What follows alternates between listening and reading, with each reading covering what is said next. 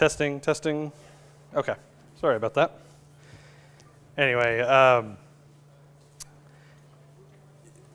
several elements of their talk I think you'll find salient in here, I hope. So I'll just give you a little bit about me. Been in IT for about 21 years now, so my IT experience can officially drink alcohol.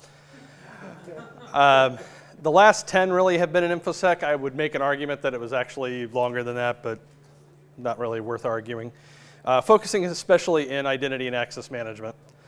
Currently, I'm the lead IAM. I say evangelist. I'll tell you why in a second. It's kind of a wishy-washy name, but there's a reason behind it. For a Fortune 100 pharma company, you look me up on LinkedIn, you'll figure out who. But I'm also a volunteer high school speech and debate coach.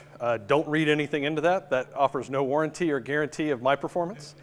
And of course, related to my company, the opinions expressed here are entirely my own. But the reason I call it an evangelist is, my job for my company is to craft the strategy within identity and access management.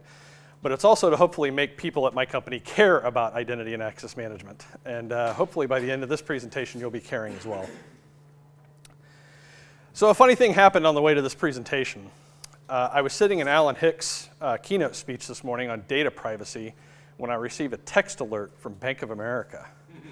My debit card has been compromised. Oh, what the irony. Funny you should say that. Because that's the first thing I thought was, oh, that's ironic. And then I realized, no, it isn't. It's a funny coincidence, but it wasn't ironic.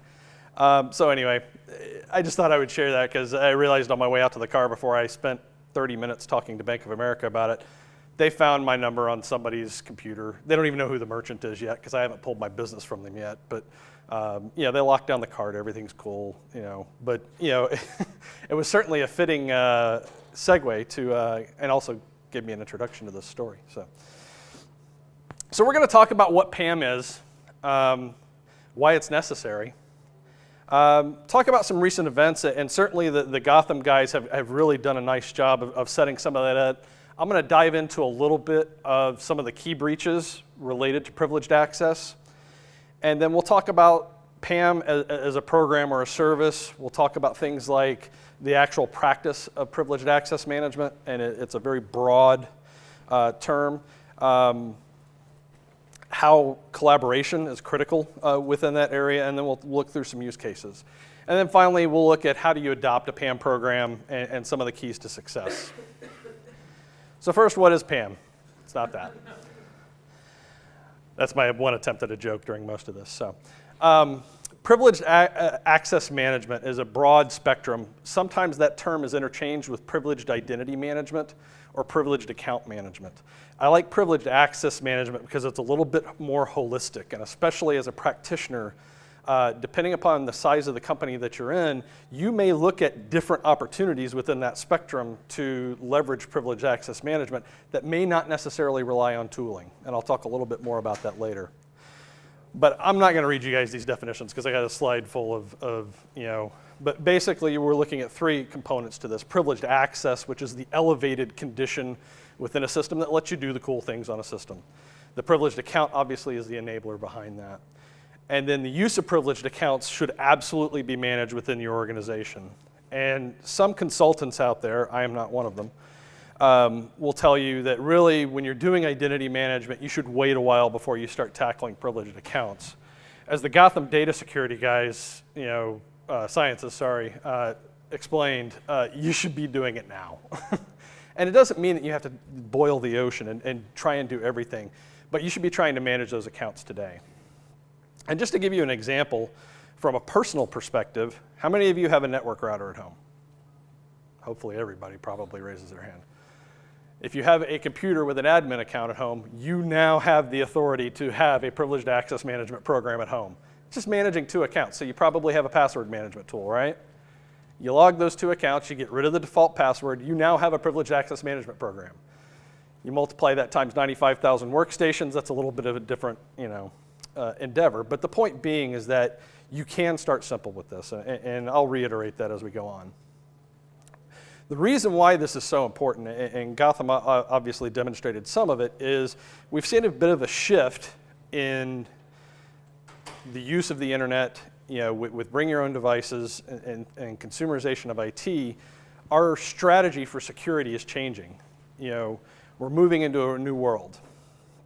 The old world was you build a perimeter defense, you get a really great firewall, you throw in some nice intrusion detection and prevention, and antivirus and whatnot, you're good to go, right? Most of the people in this room probably say no. And here's the reason why, is that's really what your environment looks like. What I'll say with respect to that is, especially with, mobility and bring your own device and things of that nature, the business, whether it's your customers, whether it's internal customers, whether it's users, they're all asking for access from everywhere. So that means that you're having more rules come in through those firewalls. You're getting less promiscuous in terms of your intrusion detection in your IPS systems, in terms of what you're willing to detect, because a lot of them would show up as false positives. Or you're having to refine those rules to become a lot more, or less fuzzy, so to speak. And that's the challenge that creates this, and that's why we say identity is the new perimeter. I did not invent that saying, I apologize. But I certainly find it appropriate.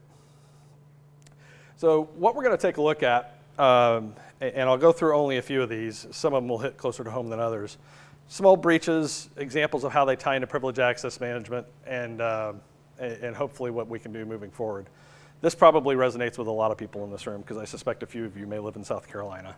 I'm not going to go into great detail about what took place in that breach. The only thing I'll highlight is one of the things that they identified in that breach. It was an APT type attack where they sat there and they were promiscuous on the network looking for accounts.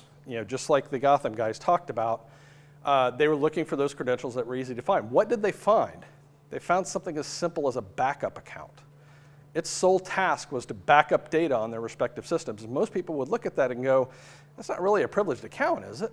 Yeah, it is. It gave them access to 37 terabytes worth of, gigabytes, sorry, 74 gigabytes worth of data that contained the data of all of the taxpayers in South Carolina. That's all that account was. So that's one of the things that you want to consider when you're looking at, well, what are my privileged accounts? Those are some of the ones that you want to take a look at.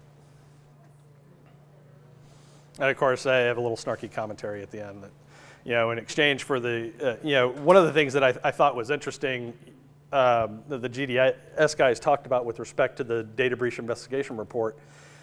They estimated the cost of the breach at $188 per person, and that's a general metric that's being used. But what's the cost to an individual who has their identity stolen? It's probably a little higher than $188. That might buy you some, some identity theft service. But to be fair to the state of South Carolina, they're going to review whether they're going to renew that service at the end of the year. But hopefully they'll decide to take care of their taxpayers.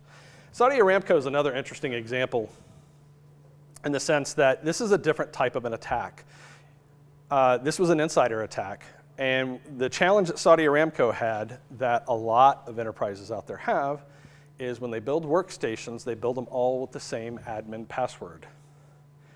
Somebody inside that company happened to know what that password was. Guess what? They threw a Trojan on there and was able to wipe out the disk drives of 30,000 PCs. It's pretty disruptive. It wasn't as destructive as it was originally believed. They were able to recover a lot of the data because it was on servers as well, but it was highly disruptive to the workforce. And so that brings in the idea of, as I mentioned earlier in the talk, look at your local admin passwords. And especially with Linux practitioners, one of the things you want to avoid is using your base account. If you're sending email with that account, you shouldn't be elevating the permissions of that account to do things. You should be using other credentials to do that. And that's one of the things that would frustrate a pen tester, because if I capture my email account, guess what he's going to be able to do? Send email. I don't have any privileged access at my company that's native to my network account. They're all tied to privileged accounts that we have a system that we use to manage that. Another good example of that, for example, is if you manage an Active Directory for us at your company. If you're using your base network credentials that has permissions as domain admin, you really need to consider segregating those accounts. Because if somebody gets access to that account, which could be had through a basic phishing attack. And phishing attacks are just getting a little creepily good. You can compromise your entire network by doing that. And I promise I'm not going to spend the entire talk trying to scare you. eBay, obviously, we're moving into the more recent weeks. eBay obviously had a breach, and that was an example of what I just talked about, where they did a spear phishing attack, very targeted. They did not just send it out to everybody, because what happens when you send it out to everybody? Oh, this is a phishing attack. They sent it out to very specific IT users, which you would hope would be more savvy, but they can get caught just like anybody else. And they were able to capture some credentials that had privileged access, and that's how they were able to compromise those accounts. And who knows, that may have been how they got my credit card number. So that's just another example. Now, the other thing, and this is a critique I have of eBay, eBay actually technically has two-factor authentication available, but it's tied to the PayPal service. Not surprising, they want you to do all your transactions so they keep your money as long as possible. But they do have it, but they don't make it publicly available in a fashion that would have, if these credentials were compromised, would have allowed you to keep moving forward. But that's kind of a separate talk about two-factor authentication. And then finally, I just thought this one was amusing. And you guys may have heard about this, these Canadian teenagers that found an old ATM manual online, which of course the manual says, this is the default password. And shock of shocks, a bank actually still had the default password on some of their ATMs. and that just, again, this, I guarantee you if that was my bank, and I don't think it was, because I don't think Bank of America is in Canada, but if that was my bank, I'd be pulling my money out of there pretty quick. So that's just a bad operational practice. And that's one of the challenges that I'll talk about with respect to the practice of privileged access management is this has to become part of your DNA. This is not, because this is one of the struggles I run into at my company. We're rolling this project out and they think it's, oh, well, I'll just get all my accounts on there and I'm done. That isn't how it works. Every time, because, okay, well, you're right. When are you rolling out another server? Oh, I've got 10 on order for tomorrow. Okay, all of those servers need to be secured and managed. So it's got to become part of your operational practice, and I'll talk a little bit more about that in a second. But what does all of this tell us? First of all, as you guys will probably agree, the threat landscape is changing daily. One of the things that has been noted is that the compromise of privileged credentials, and obviously GDS commented on this as well, is a key stage in nearly all attacks. And that came from the Cyber Sheath report. They phrase it a little bit differently, but they walk through the life cycle of an APT. And elevation of privilege is like the 5th stage in that. And that's ultimately what you're trying to do with respect to privileged access management. And that's why I call it access management as opposed to identity management, because you can gain access through a variety of methods. As I mentioned, this is a critical attack vector. They've already mentioned the Verizon DBIR. I definitely recommend taking a look at it. They actually improved it considerably this year. It was a little harder to read in previous years, and I think they got some creative consultants to really kind of jazz up, and it's a lot more readable now. One of the things I did find interesting, and admittedly this is from 2 years ago, but a company called CyberArk, who's one vendor in the PAM space, did a survey, and they found that 43% of respondents either didn't have a PAM practice or they weren't sure if they did, which I thought that was interesting. If you don't know if you have a PAM practice, and these were like directors of IT that were responding, I'd reevaluate their job role. So let's talk about the practice of privileged access management. And like I said a little bit earlier, you can run the spectrum of how you're doing this. At a smaller company, the idea of going out and buying an expensive product to vault all your passwords may not be practical.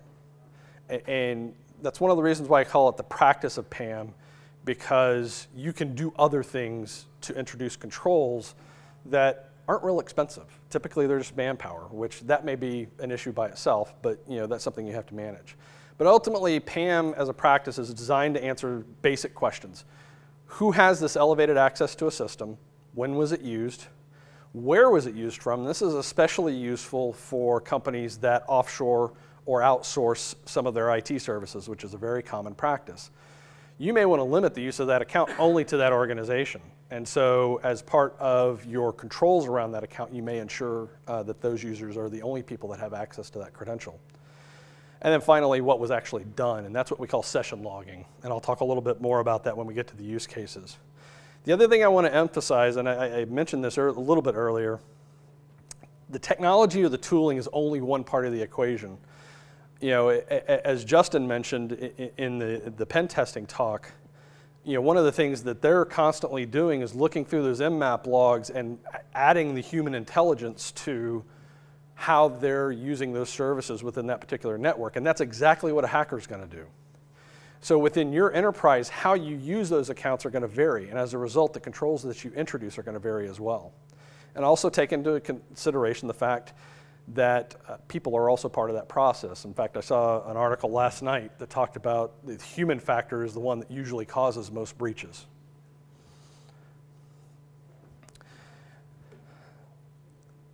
PAM is most assuredly a collaborative effort, and some of that may seem obvious because obviously security has to work with the rest of IT in the business to do that.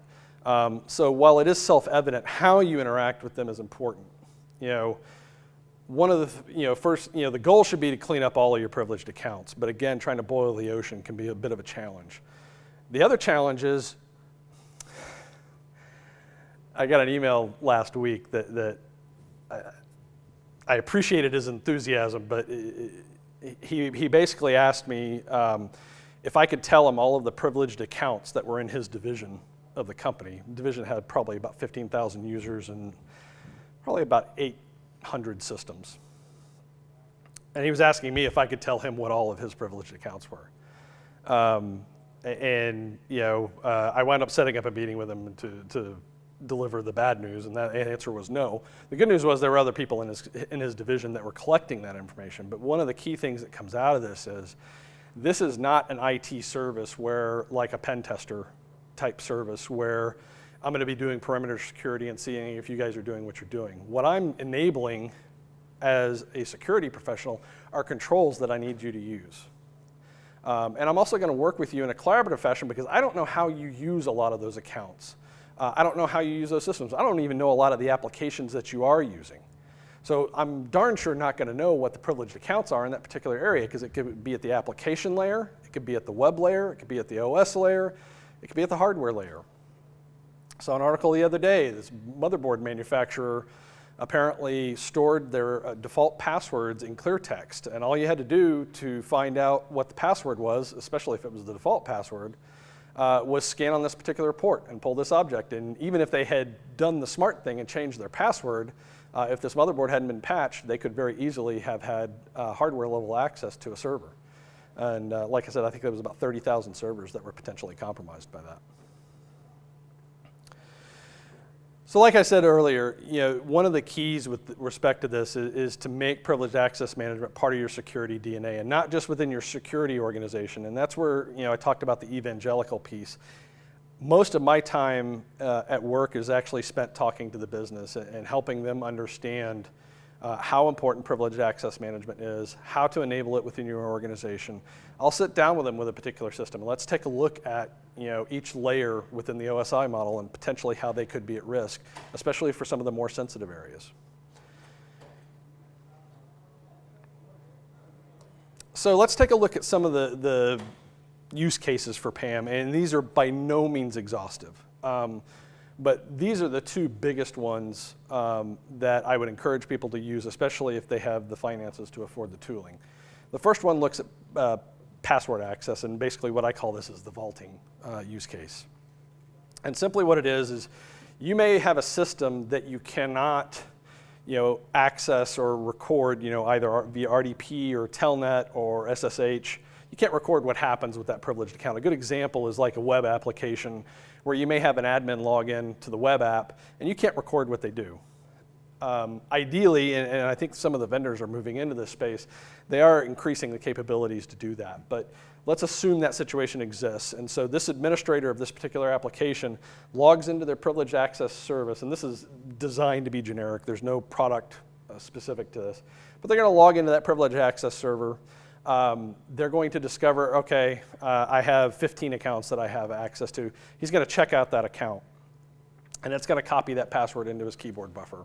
He can then go to his web system, copy that password in, do what he needs to do from an administrative function, and then when he closes out that application, he goes back into the PAM system and checks that password back in. What should happen in that scenario is the PAM system will then go out and change that password. So while he did have the password in his keyboard buffer for a period of time, that password's no longer valid. Now you have to be careful with that, obviously, with like system type accounts, because you might wind up breaking something. But if it's specific to an admin user account, this is an effective way of achieving some of those controls. What I'm not crazy about with this one is you can't really record what happens. You can look in the background with respect to the logs, but it requires a little bit more effort. The more elegant solution is the one at the bottom, related to session access or session recording. What happens there, like it says, you're going to log into the PAM system again. Let's say he's going to administer an SAP account on the Linux backend of a box.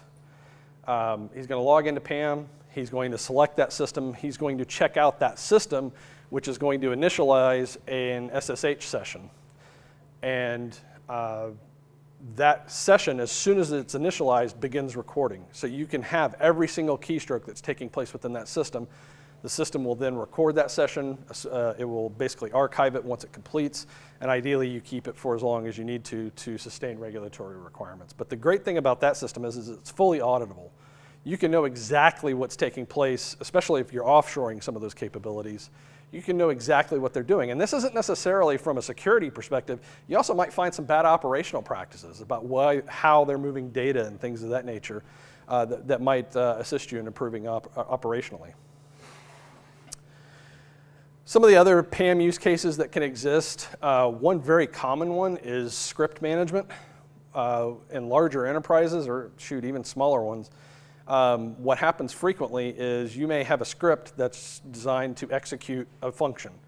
And within that script, unfortunately, is stored credentials that probably have not been changed from the time that they were created. Some of the PAM tools out there, and I won't name because this isn't a vendor recommendation, some of the tools out there can actually manage those credentials for you and how they're executed, and give you a lot more control over that area. The other thing that you would typically do in that script function area is lock down who has access to those scripts. So again, that's another, if you tilt the PAM axis on its head, that's another control that you can put in place that isn't necessarily related to tooling. I've already mentioned local workstation admin management. One of the things that a lot of larger enterprises are trying to do, especially with Windows 7 and Windows 8, is you can yank local admin access from the users. And one of the things that you can do, in some cases, this might be a little expensive for smaller organizations, is you can put their local admin account on the PAM tool. And yeah, if they need to install software, that's great. You go to this service, you check out the account, you go in, you do what you need to do, and then you come back and check it in, and it changes the password for you. That's another way of securing it. Saudi Aramco would love that service right now. Another, this is one that you could almost do a talk by itself, but with the move to the cloud, and this is a challenge for some of the vendors in this space, is how do you manage privileged accounts out in the cloud if you don't necessarily have direct access for them from your network? There are some vendors that are specializing in this space, so they might be worthy of consideration. Another use case is virtualization platforms. So it's not just all of the virtual PCs or virtual servers that you have on a host. You also have the root admin account on the ESX devices or whatever virtualization platform you're using. And as I mentioned at the bottom, look at all the hardware platforms. You can look at the routers. If you're a manufacturing company, you've got tons of SCADA devices that are probably out there. A lot of them are still running with their default passwords as well. Hopefully they're air-gapped to prevent problems, but some of them may not be. And so, like I said, this list is not meant to be exhaustive. And one of the things that I would encourage you to look at if you are working with anybody on this initiative is, get creative in terms of where you think those accounts and controls could be. So with respect to the adoption approach, it's broken out into two components. One is the pre-engagement phase, and this is what we encourage. I say we within my operational duties. What we try and do is we try and deliver a lot of information well crafted for the business owner or the application owner so that they can begin to gather that information on their own. So before they even start to talk to us, we may orient them with, this is what a privileged account kind of looks like, but it's a little bit of a jabberwock because depending upon the application, it may look different. So we help them understand how you might look for that, do an inventory of those things, then do a prioritization, because some of the systems that you look at, depending upon the data that's being stored, it may not be critical to you right now to secure that particular system. But if this contains the financial data of your company, that's probably going to be one of the first ones in line. You know, if there is documentation of current access processes, you certainly want to get that. What we have found is a lot of companies, documentation, what documentation? So you certainly want to encourage them to do that when possible. Take that list of candidate systems, begin to prioritize them, and then hopefully, if they already have existing processes, look at revising them, because this is the opportunity. We're now delivering the potential of tooling in the instance where it's going to be used. How can we optimize some of those processes? So that's getting, again, back to the idea that this isn't just about, hey, we pushed a tool out, you can use it now, and now we're secure. There's an opportunity to adjust those processes that hopefully realizes some efficiencies, because one of the challenges that you're going to get into with adoption is if you just drop the tool in and say, use this, it's going to make their life harder. How many IT people want to make their life harder? I have yet to meet one. The second phase is the engagement or onboarding stage. That's where the security organization will sit down with the customer, take a look at the inventory and the target systems, set up a schedule for deployment, because there's a good chance they manage a lot of independent systems. And then they'll start in a test environment. You certainly don't want to throw this into production because you will run the risk of breaking systems if you don't do it properly. So definitely when you're acquiring a PAM tool set, I would encourage you to definitely create a test environment. And actually, what I would encourage you to do is don't put all of the dev, test, and production systems in your production environment. Put your test and dev in your test environment. That way, if you're breaking something in test, people don't tend to get in as much of a panic. And then finally, once you've done all that testing, there's a good chance you may update some of your processes based on your experience with the tooling, because this is going to be the time that the customer is going to get a chance to use those tools. And they may make some suggestions, and you may fire some suggestions back on how do you add additional controls instead of maybe using a particular tool, or other potential updates to the processes. And then finally, you're going to deploy into production. That's when you're going to want to go into some type of hypercare mode to make sure everything's running as you expect. So what are the keys to success on this? The first one I mentioned, and it should be somewhat obvious, because one of the first questions I get asked when we talk about privileged account management for an organization is, well, where's my break the glass and in case of emergency, because if your system's down, I can't get into my system. It's the first question that usually gets asked. Well, the answer to that is fault tolerance. If my system is always available, and when I say always available, I'm not talking 5 nines. If a system's down for 10 seconds, they're going to survive. Because it's just access to that system that may slow them down. But you must have a highly resilient deployment. The second piece, and I cannot stress this enough, you must have senior leadership support within your company. And I know that says for a lot of different security initiatives, but this one in particular is extremely salient, because if you call up the manager of your Linux administration team and you say, hey, Ted, I've got this project I'm rolling out, and we're going to be enrolling all of the Linux systems into this, and in the interim, it's probably going to make your life a little harder, and it's going to slow you guys down a little bit. He's going to say, that's great, Lance. I'm really busy with projects right now, so I'll probably get back to you sometime in 2000 and never. And the second component of this, and this is true of a lot of different areas, but particularly with respect to identity and access management, if you can tie it to policy, it gives you that cudgel when you walk into the meeting, if you need to use it. Obviously, you want to use the carrot first before you bring the stick. If you can tie it to policy and have the senior leadership management, it will make your adoption rate go up considerably. Because ultimately, senior leadership is saying, guess what, this isn't optional. And then, I've mentioned this before, focus on the process first. Have the tooling in mind as a component within the process, but focus on the process first. Be creative. Your organization is different from other organizations. Obviously, you have a lot of the same pain points, but how you use data, how you use accounts is going to vary within the organization, so be creative in terms of how you create those controls.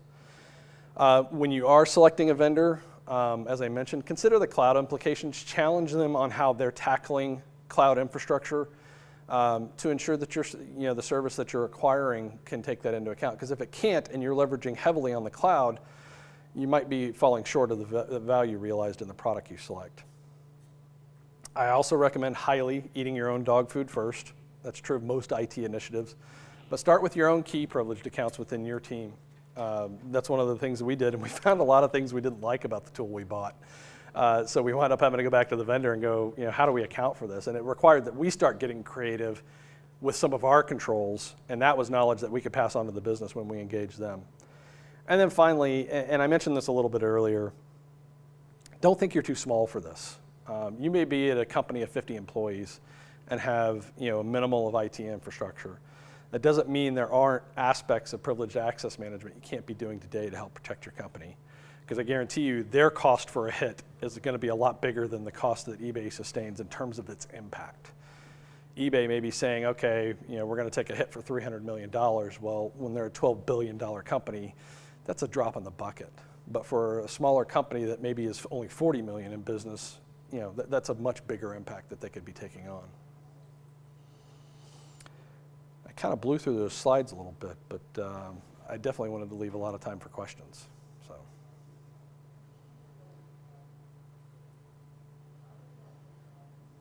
Yes, sir. I know one of the organizations I've been in, I think one of the major things is having local accounts, local admin accounts on all the systems, and trying to manage that is just come up with a solution to that is crazy because you have, technicians that are out in the field that need to do this and that. It's just, are there tools that are out there just for doing that, and you go out and manage all that? There are tools. I mean, that's part of the vaulting capability that you'll find pretty much across the spectrum with any of the PAM products that are out there.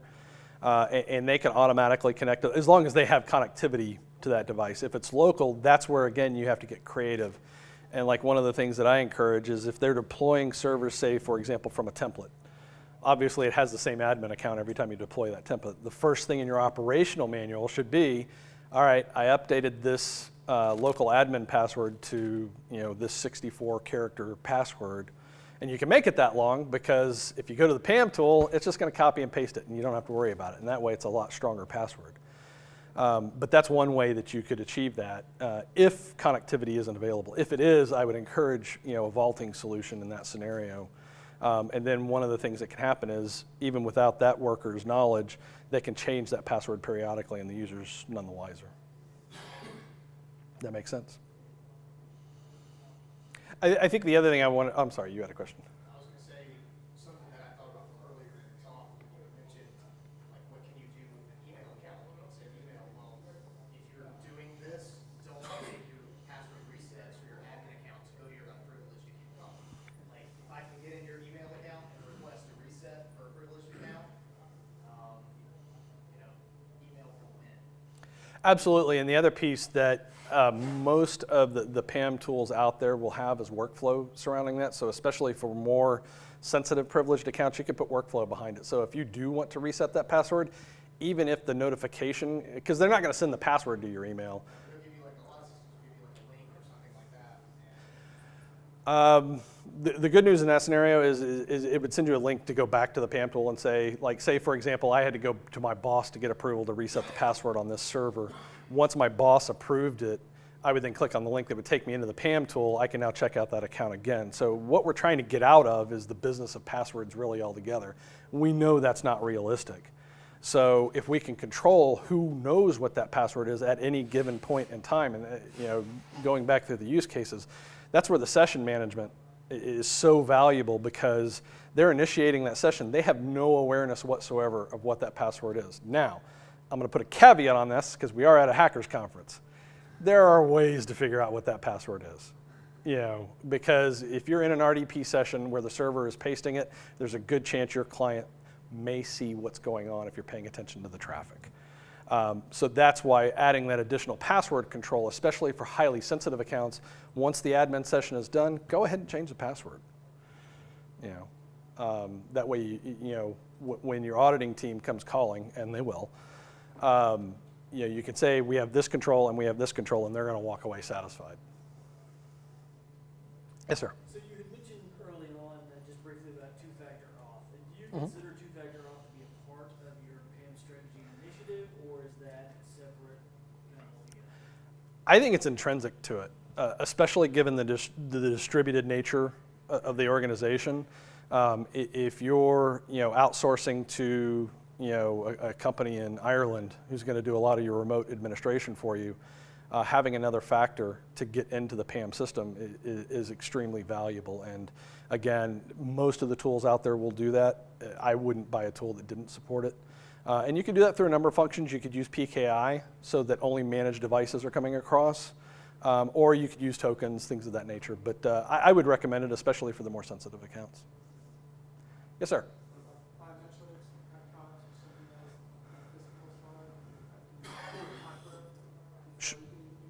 Absolutely. I mean, here's the challenge you want to get into, and security is always about convenience versus security, right?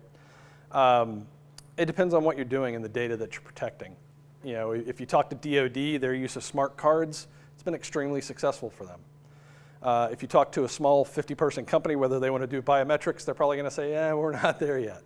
But they might, maybe invest in some RSA tokens, something along those lines. I think it particularly depends on who you're collaborating with, but to me, if passwords are the only way that you're getting access to a system in most use cases, you need to look at another factor of authentication and go with it. It's just, you can avoid so many headaches. It's not foolproof.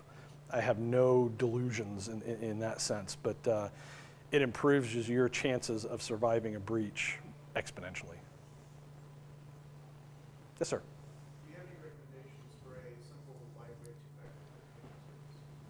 Well, I'm going to briefly do a plug for my friend in the back of the room from Wicked Systems.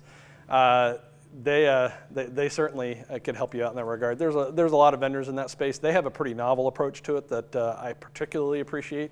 Unfortunately, my company didn't get there fast enough, but there's a lot of good players out there, and great opportunity to plug one of our key sponsors of BSides. So didn't want to miss that chance. And Nick will pay you your $10 later. Yeah, you get a free token. Anybody else? I think the one last comment I want to make was specific to the GDS presentation. They were talking about when they're doing pen tests and they're looking at servers that have JBoss instances, or you find a WordPress admin module on one of your servers, which I wish I didn't believe that, but I've been in this business too long. That's the critical piece. There's one piece that has to be remediation, and obviously their job is to find the vulnerabilities, but that gets back to the ATM vendor who's still using the default password from 25 years ago. That's where that piece, and I talked about that collaborative aspect of it. If you're in a large enough company that uses a methodology for systems deployment, whether it's SDLC, ITIL, DevOps, whatever it is, get that aspect into their operational profile so that they're not only managing it and enrolling it within the system, but it's starting at the very beginning of that system development lifecycle. Because the more that you can achieve at the front end of that and get into the beginning of the project, it's going to make their lives so much easier down the road. So some of that operational overhead that you get by remediating with privileged access management actually diminishes over time because it's already built into the process for deploying that system. Any other questions? Well, thank you guys very much for your time. I appreciate it.